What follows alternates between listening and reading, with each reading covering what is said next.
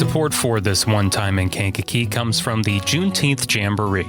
On Saturday, June 20th, 2026, the Lazoo Pastoral Center in Kankakee will host a celebration of strength and freedom. The day features the Natural Physique Showcase, a premier fitness event for all ages. If you aren't competing, come out and support the athletes. Admission is just $10 for spectators. We'll have more details on the Jamboree later on in the episode.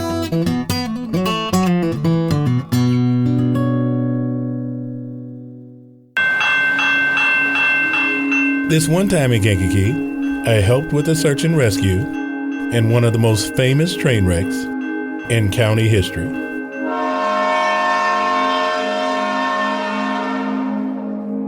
In the spring of 1999, Kaelin Patterson was a 28-year-old Navy veteran living in Sun River Terrace. He had served as a CB in Desert Storm, a role that trained him to build and maintain infrastructure under the pressure of combat. But on March 15th, that training would be tested not in a desert, but on a rail line in Bourbonnais. It was Monday night. Kaelin was finishing a long shift at the Kmart warehouse in Manteno. They were really outliving the WWF, and it was crazy, the dynamic we had at work, because we had so many people dressing with that apparel. So that was much of the conversation during the workday about who was going to do what in wrestling. And it was so popular. Beavis and Butthead, the wrestling. So all the dynamic was basically very younger-minded, of course. Obviously, I was younger. But when you have that kind of mindset, life seems to go by pretty fast when you're really in that moment. And so at the end of the day, I was ready to de-stress. When I started basically winding down, it's basically don't fall asleep driving, all that stuff, because the day was over and I was ready to go home. Kaelin was driving south on Route 50 when he encountered a wall of emergency lights. An Amtrak train, the city of New Orleans, had collided with a semi-truck at the McKnight Road crossing. The impact derailed the locomotives, and several sleeper cars sent them sliding into a steel yard and ignited a massive fire. The police were telling me that, they needed assistance to get people back to humanity. And I was like, well, I understand that because, you have engagements in the wartime situations. So basically getting them to safety. And I didn't know what I was going into, but yeah, I'll volunteer because this is part of the life I already knew. Kaelin parked his car and walked toward the wreckage. As a veteran, he was struck by the familiar smells and sounds of a disaster zone. He was tasked with searching the debris for survivors. It looked like a bomb had exploded. Implosion and explosion. Because there were some people that were crushed in the metal, and then there were parts where it basically ripped apart as it collided with other passenger carriers. And it was just nuts to realize this is something that people were in just a moment ago. And now that whole dynamic has changed. For the next several hours, Kaelin moved through the twisted metal. He describes the heavy silence of the luggage and the jarring reality of finding those who didn't survive.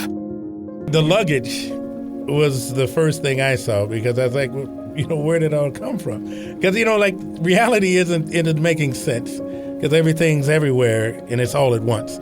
And so when I saw all of that, it was very concerning to me because I'm like, how are they going to get this stuff? It's just stupid thinking. But that was one of the things that went through my brain. How are they going to get their luggage back to the people? Some of these people aren't even alive. But that was what I was thinking. Everything's trying to make sense that doesn't make sense. The look of horror on the face of the lady when she was looking for the other family members. And I was thinking, how touching that was. You're not even in safety yet. And yet your main concern is help someone else because you found me.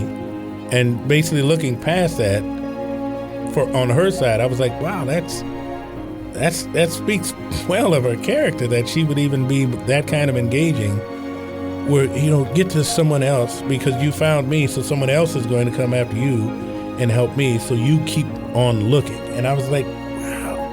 That was huge to me, because hope is amazing, and she's holding out hope. You found me, now go find someone else.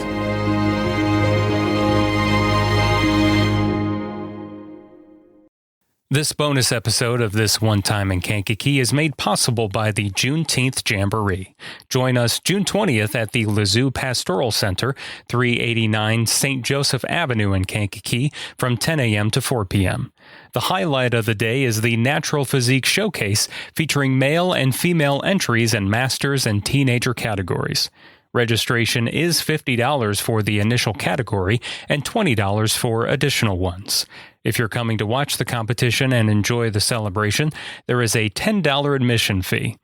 We would like to thank the sponsors who made this event possible: Noodles & Company, Stacked Nutrition, Po' Boys, Maxwell and Brady Schumer, Berkshire Hathaway Home Services, Netherton's Body Shop, and Jensen's Funeral Home.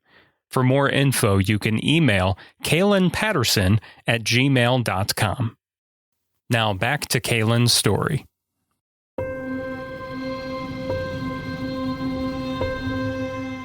As the night wore on, the scale of the tragedy became clearer. Kaelin recalls being moved by the composure of the professional responders on the ground, specifically who we believe was the fire chief of Bradley at the time, Steve Wilder.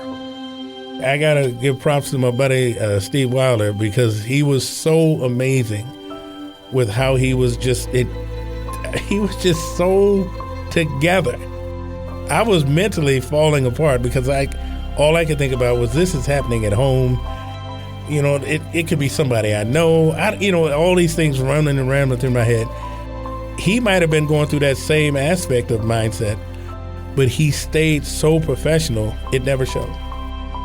With him being as professional as he was, but also being so human, he never lost track of humanity for the people that were hurt and suffering. And as a military veteran, that's one of the things I've always looked up to and just loved, that I don't care how good your job is, humanity still matters more. And how he was just directing and engaging everyone through everything, and all of that insanity. When things seemed like they were falling apart, he found a way to mend it together where it still made sense and made rational sense, where we still got a job to do.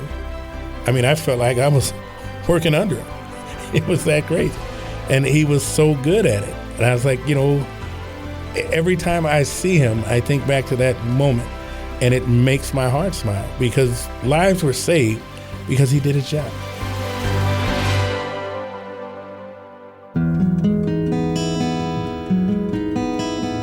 By the time Kaelin was told he could leave the site, the sun was nearing the horizon. He had assisted in the rescue of 8 people. But the drive home to Sun River Terrace was quiet. They're going to the hospital. Some people are going to the morgue.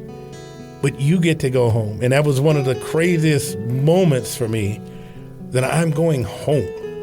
After everything that I've been a part of, all the people I met, all the things I've seen, and I'm just driving home. That was nuts to me. I petted my dogs for hours. I think they got sick of me. Like, can we at least go out and use the bathroom? Like, give us a break, dude. And I was like, oh, yeah. You weren't there.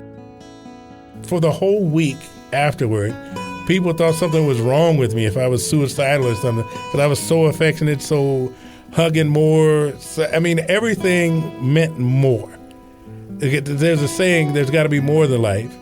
But if you live life and you get engaging in it, you see the importance of community, the importance of camaraderie, the importance of companionship, because some of these people were by themselves and they thought they were going to die alone, and how incredibly open they were when they see that you see them.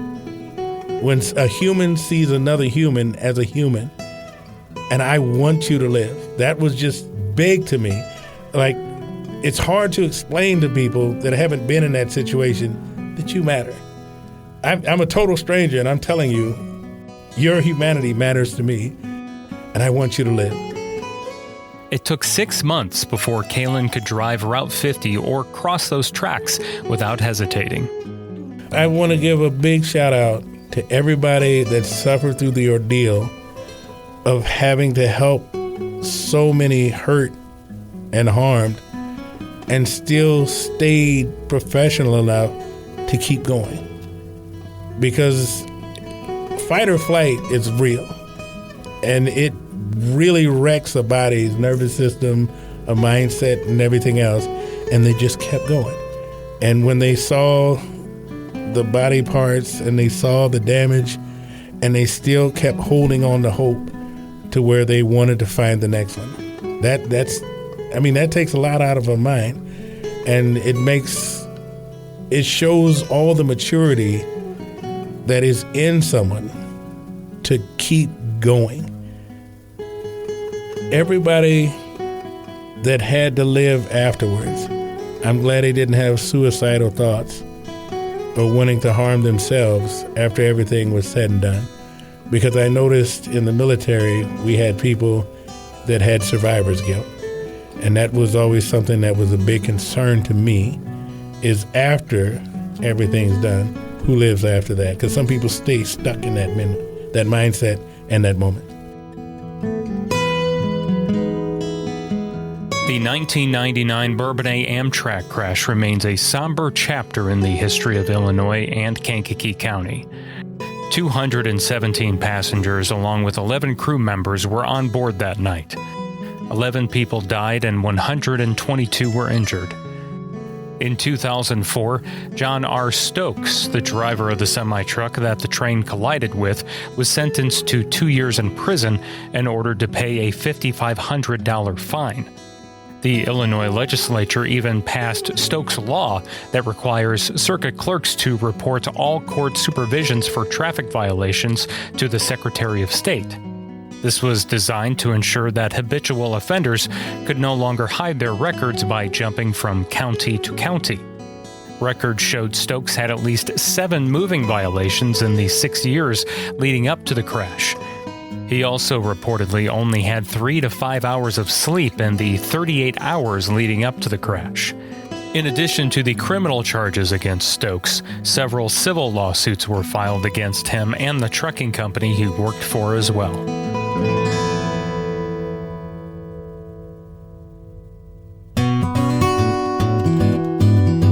This bonus episode of This One Time in Kankakee was produced by me, Jake LaMore, and the WVLI Podcast Network. Again, thank you to the Juneteenth Jamboree. We hope to see you June 20th at the Lazoo Pastoral Center in Kankakee for the Natural Physique Showcase. Admission is just $10 at the door. If you have a story to share, send me an email at jake@milnermediapartners.com and finish this sentence for me. This one time in Kankakee.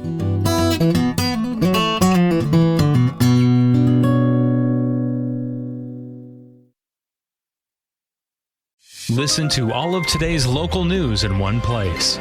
Checking your WVLI News, I'm Rob West. The WVLI News Update brings you the day's news in 10 minutes or less. Clear, credible, and on your schedule. Follow now wherever you get your podcasts or at WVLI927.com and click on air. It's all part of the new WVLI Podcast Network. The voices you trust beyond the dial.